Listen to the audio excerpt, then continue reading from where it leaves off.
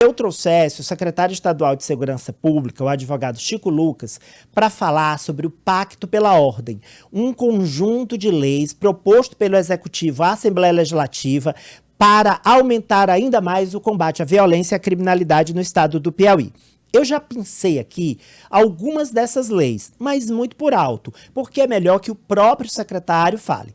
Ele esteve na Assembleia Legislativa na semana passada, a gente mostrou aqui, inclusive, uma entrevista que ele deu à jornalista Marta Santos, em que ele defendia a importância dessas alterações para que o rigor da punição, né, seja maior. Ele conversou com a Marta, a gente mostrou esse vídeo. E a gente também tratou aqui na rádio, no Jogo do Poder, que vai ao ar todo dia aqui, na rádio também, sobre esse assunto. Mas hoje é uma entrevista mais longa, em que o deputado ainda não, o secretário vai poder explicar, esmiuçar esse pacote de leis. Seja bem-vindo. Bom dia, secretário. Bom dia, Ari. Bom dia a todos os telespectadores da Banca de Sapateiro. Secretário, o que é o pacto? Vou começar bem pelo básico mesmo, para a audiência entender. O que é o Pacto pela Ordem? Olha, o Pacto pela Ordem é uma série de medidas que o governador encaminhou para a Assembleia para que a gente possa discutir o endurecimento ao enfrentamento à criminalidade violenta. Então, a gente tem várias normas, leis principalmente federais, mas também temos leis estaduais, e diante de situações que nós entendemos, e a gente vai já explicar, que precisavam de um ajuste, foi debatido com as forças de segurança, levamos à Casa Legislativa, que é onde funciona a representação do povo piauiense, que vai poder entender, debater e acolher as sugestões, para que a gente possa melhorar o enfrentamento à violência, que infelizmente é um problema crônico no Brasil, é um problema, segundo as pesquisas de opinião, hoje é o maior problema do Brasil do ponto de vista de opinião pública. No Piauí hoje é a segunda, a gente conseguiu melhorar, caminhando para a terceira posição. A gente tem entendido que há uma melhora na percepção da segurança, além de uma evidente melhora nos índices, então são duas coisas diferentes, o índice de criminalidade e a percepção de segurança. Mas com o Pacto pela Ordem a gente vai endurecer ainda mais, enfrentando e até apresentando para o nosso campo, que é o campo progressista, uma forma de tratar a segurança pública sem que a gente esqueça que esse é um problema que afeta as pessoas mais humildes, mais necessitadas. Bem, então a princípio, não faz sentido nenhum ser contra um pacote de leis que vai endurecer o combate à criminalidade. A princípio, ok, né? Deveria haver uma unanimidade. Mas vamos entender essas leis, as principais delas. O senhor pode citar, por exemplo, alguns pontos em que, com a alteração na legislação, o combate vai melhorar? Vai avançar? Pronto, eu dou aqui uma significativa que gera debate. Aqui está gerado mais debate entre a nossa posição e a posição, por exemplo, da Ordem dos Advogados do Brasil. O Código de Processo Penal é um código de processo dos anos 40. Então, nos anos 40 não tinha celular, não tinha chip, muito menos tornozeleira eletrônica. Então, ele foi pensado numa lógica que não é a lógica atual. E, infelizmente, nós temos uma situação que é uma situação que precisa de enfrentamento. Qual é? Para você que está escutando de casa. Quando uma pessoa é presa, ela vai para uma audiência de custódia. E o juiz tem uma legislação a aplicar. Uma das medidas que ele pode adotar, diversa da prisão, é colocar a tornozeleira eletrônica. Tanto é que nós temos os tornozelados.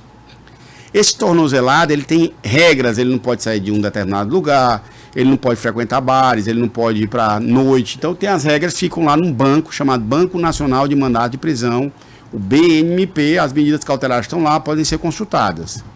Só que, veja só, Ari, o entendimento de alguns órgãos da justiça que não tem legitimidade, na nossa visão, eles dizem o seguinte: se um policial perceber que uma pessoa está descumprindo a norma, a regra, a decisão judicial, o policial não pode prendê-lo. Vou dar um exemplo aqui, eu vou ao absurdo. Se o juiz diz assim: você a partir de agora vai ter que usar uma tornozeleira eletrônica. Se ele for lá fora do fórum e um policial presenciar ele rompendo a tornozeleira, ele não pode ser preso. A visão da OAB é que tem que levar para um promotor um relatório para pedir que o promotor leve ao conhecimento do juiz, aí o juiz vai decidir se ele deve ou não ter a medida cautelar revogada. Qual é a nossa visão? diante de um descumprimento de uma medida cautelar, então chego numa festa à noite, presencio um tornozelado consumindo álcool, portando algum entorpecente, prendê-lo e conduzi-lo a uma autoridade judicial, a uma audiência de custódia. Então, veja, são visões de como enfrentar, e a OAB se posiciona dizendo que essa medida é inconstitucional, e na nossa visão não é inconstitucional, porque nós estamos dizendo que uma decisão descumprida precisa ser sempre fiscalizada, e diante de uma desobediência, nós vamos encaminhar essa pessoa que desobedeceu a uma autoridade judicial, e aí ela analisa se mantém ou não aquela medida cautelar, se ela manda a pessoa para a prisão ou deixa ela solta. Então, o objetivo é esse, porque a gente entende, e aí eu trago um número, tem até uma foto, vou mandar para você. Sim. Nós temos, nesse domingo, a gente fez uma operação, 5 tornozelados vendendo droga. Meu Deus. Então, veja, a tornozeleira... Eles não poderiam ser presos atualmente. Não, eles podem ser presos, a gente foi preso por flagrante, mas eu estou mostrando como a tornozeleira é inefetiva em alguns casos, em alguns crimes, porque o traficante, ele comercializa, então não fica impedido de comercializar, né? Ele fica, não fica... Então, esse é uma das leis. A outra, que também tem gerado uma certa controvérsia, é que a gente dispensa, a gente não exige que os policiais cobrem o licenciamento dos veículos, permitindo que as pessoas transitem nos seus veículos, principalmente motocicletas. Isso ainda não foi aprovado, por isso é que os policiais continuam ainda exigindo. Isso tem gerado uma certa controvérsia, tem entendimentos que essa lei estaria legislando sobre trânsito, que não é a realidade.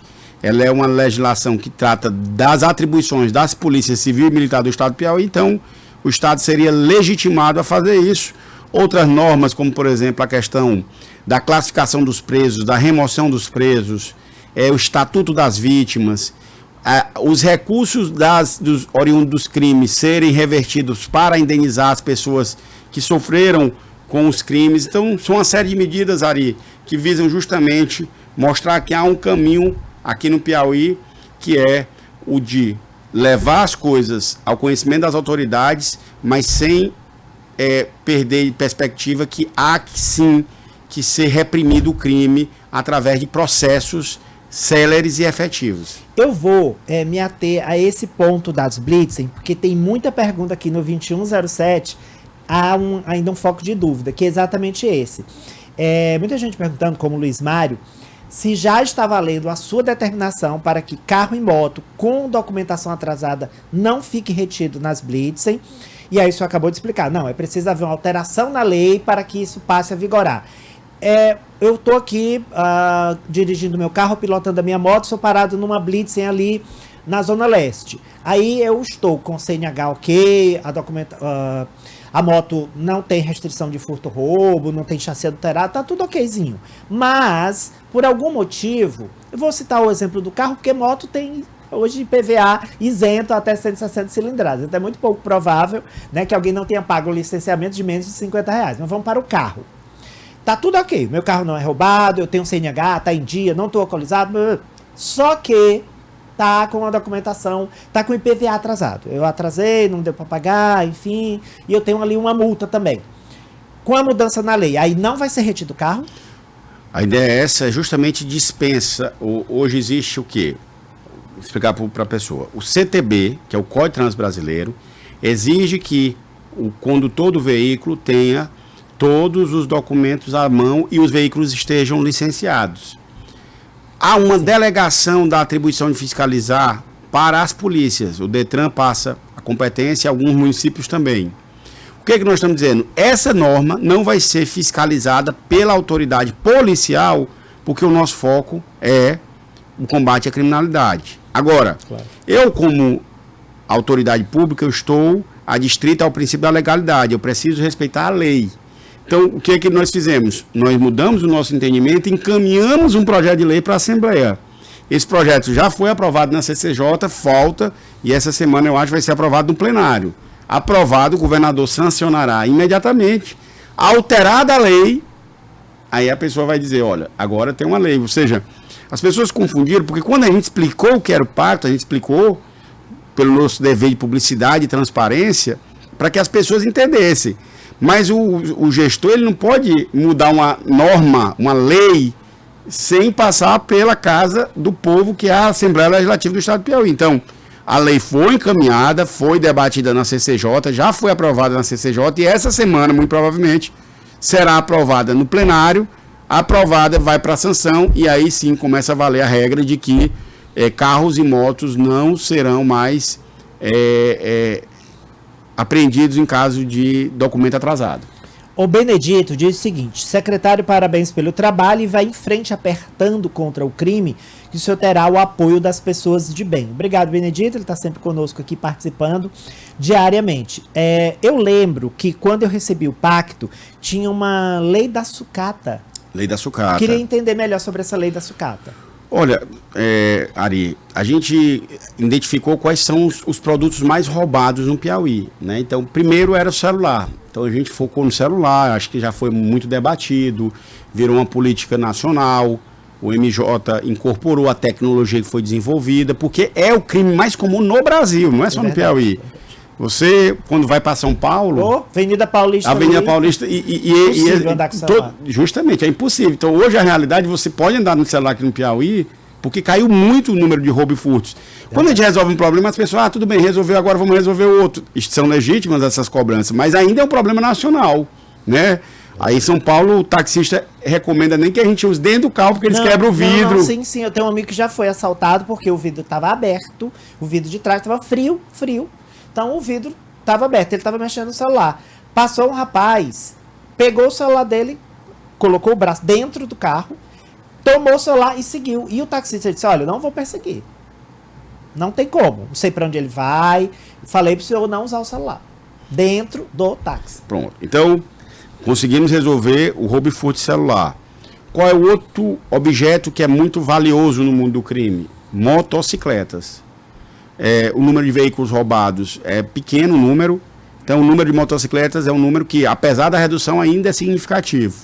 O que é que nós percebemos? Que havia uma rede de sucatas clandestinas. Eu vou dar um exemplo aqui, como isso é uma realidade. Um promotor de justiça do Piauí foi assaltado em Timon, roubaram o carro dele semana passada, um Compass, e um empresário comprou por 15 mil reais. Um Compass não é 15 mil reais, né? Não vale só 15 mil reais. Já estava assim, né? Isso, então isso mostra que esses bens e esses veículos, quando são objetos de roubo e furto, eles vão alimentar essa rede de desmanche que também são utilizados em oficinas irregulares. Então a gente mapeou as oficinas, mapeou as sucatas e está exigindo que elas, a partir daquele momento, na comercialização de peças usadas, elas têm um registro de onde vem o veículo. Então vai ser uma obrigação sob pena de responder criminalmente. Então o objetivo da lei da sucata é obrigar aos estabelecimentos comerciais que comercializam peças usadas, que eles façam o registro dos veículos de onde partem, para que a gente possa saber se aqueles veículos são ou não produto de roubo e furto. Essa lei não é uma lei que a gente tirou da cabeça, a gente copiou um modelo que foi implantado no Rio Grande do Sul e que teve uma melhora significativa. Por quê? Porque a gente vai fiscalizar as oficinas, nós vamos fiscalizar as sucatas e exigir que eles registrem todas as peças. Quando chegar lá, como é que vai ser feito isso? Como é que você vai controlar isso, secretário? Chegando lá, a gente vai dizer, essa peça aqui que está sendo usada, qual é o veículo de onde partiu? Se tiver uma, a loja, a oficina é fechada, porque nós não podemos aceitar que um empresário comercialize, tergiverse sobre uma regra, ele aceite que o crime seja cometido. O empresário tem que agir dentro da legalidade. Então, a gente ataca o comércio criminoso, o comércio ilegal, para que não haja um estímulo aos crimes, que são aqueles que prejudicam a população lá na ponta.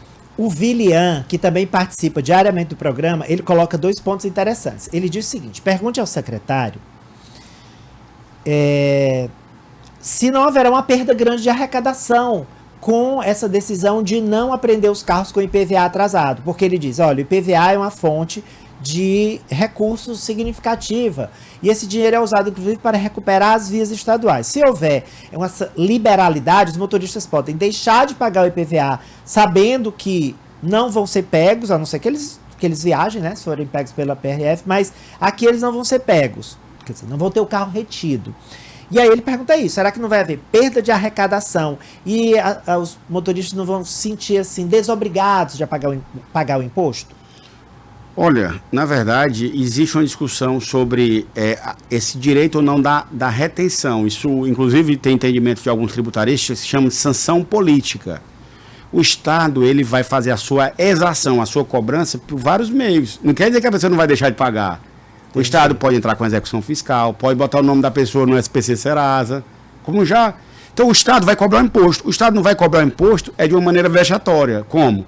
Pegando a pessoa e prendendo ela no meio da rua.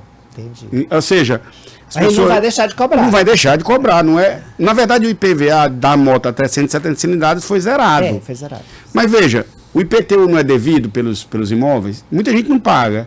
Mas quando ela vai vender o imóvel, o que ela vai ter que fazer? Vai ter que pagar. Vai ter que pagar. Ninguém toma o imóvel da pessoa porque está com um ano atrasado. Na verdade, a lei diz que é uma dívida que a gente chama de próprio terreno, né? Que é a dívida em função da coisa.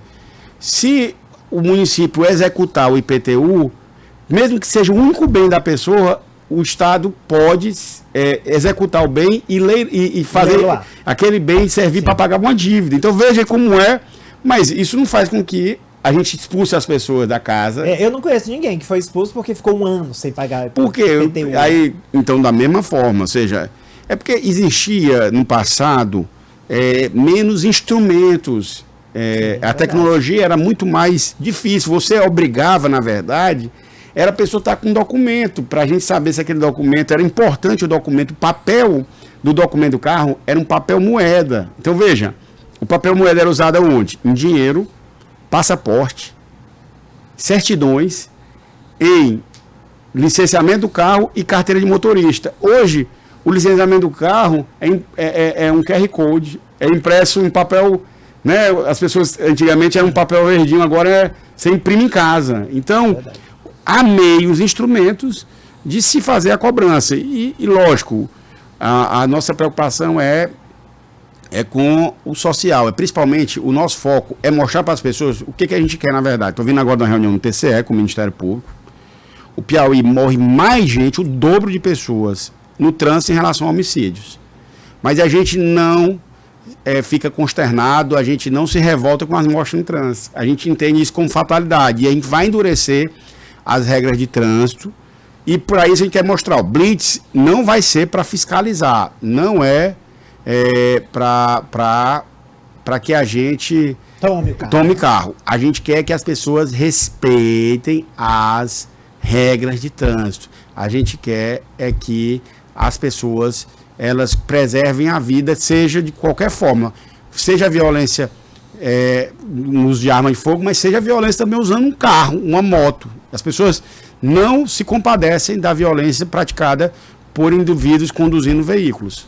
Olha, é uma tecla que eu sempre bato aqui. Eu tenho visto, nos últimos 5 anos, uma deterioração do trânsito em Teresina. Por quê? Na gestão do prefeito Dr. Pessoa, houve ali um afrouxamento da fiscalização por parte da S-Trans.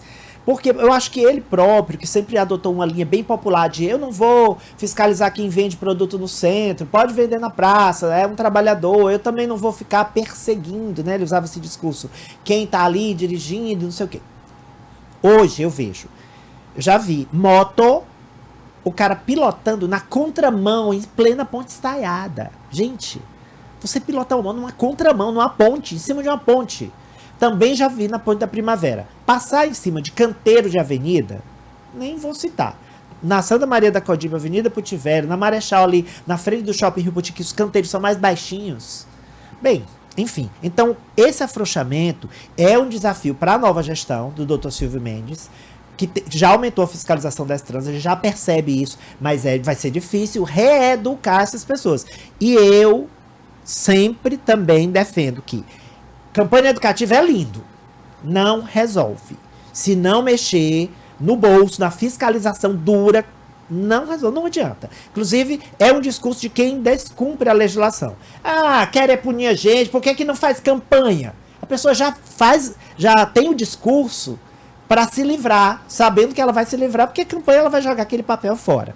Então, esse aumento da fiscalização, ele é muito necessário, secretário. E Ari, eu fico aqui feliz de escutar o seu depoimento, porque eu vou ser sincero, a gente até conversa com o governador.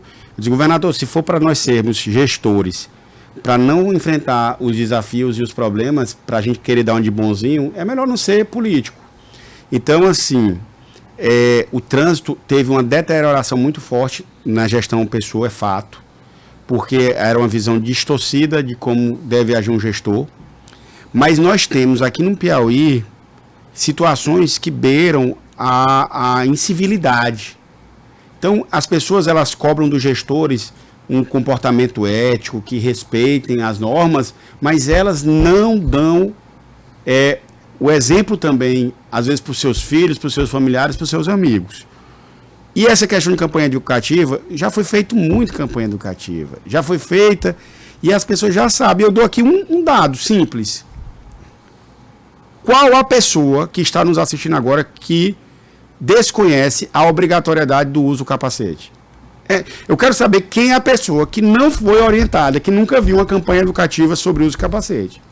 Mas, infelizmente, no estado do Piauí e até na cidade de Teresina, pessoas andam sem capacete. Na minha zona norte eu vejo pai e mãe com 2 filhos pequenos, os 4 em uma moto, ali imprensados na moto, uma criança na frente, no colo do pai e outra entre ele e a esposa, os 4 sem capacete. E ele, às vezes você vê ele com um capacete no ombro. Sim, então, veja, ele tá com um instrumento que protegerá a sua vida e ele bota no ombro para não respeitar uma regra. E o que é pior, a gente sabe que muitas dessas pessoas, quando saem dos limites estaduais, quando vão, por exemplo, para São Paulo, sem andar de moto, vão usar o capacete. Só não usa aqui, né? Só não usa aqui. Então, a gente precisa acabar com essa falácia de campanha educativa, que é importante, mas não é só educação, porque não existe educação sem disciplina.